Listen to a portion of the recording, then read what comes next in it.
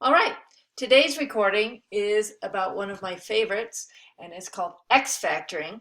I don't know if anybody else calls it that. I call it that, but it's a way to help us in when we are factoring a trinomial that's in the form of x squared plus bx plus c, and that's x squared without any kind of coefficient in front of the x squared besides 1.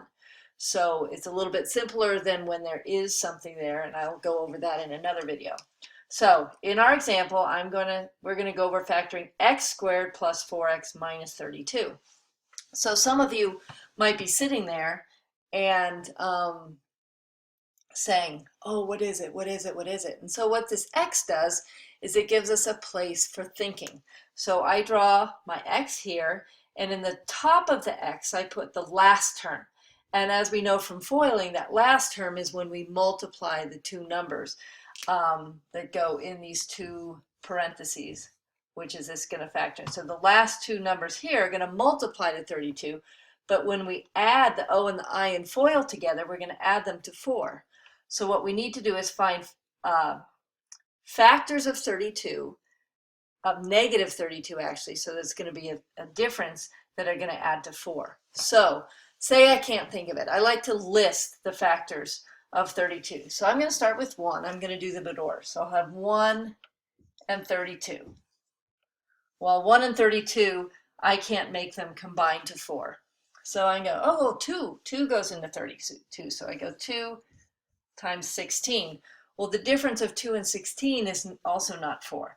Does 3 go into 32? No. Does 4 go into 32? Yeah, so that would be 4 times 8. And since this is negative 32, I know that the factors need to have different signs in order to get a negative answer here. So I notice that these have a difference of 4. So those are going to be the two that are going to work.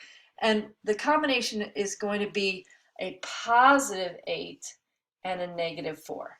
So I put them here, positive 8, negative 4, because if I add those two together, I get 4, and if I multiply them together, I get negative 32.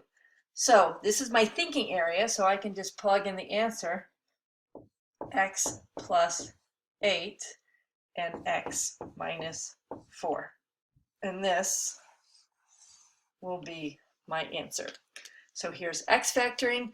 You use x factoring in other things, but x factoring is for when the coefficient of here is just 1. We can put these numbers in the side directly into these two factors right there.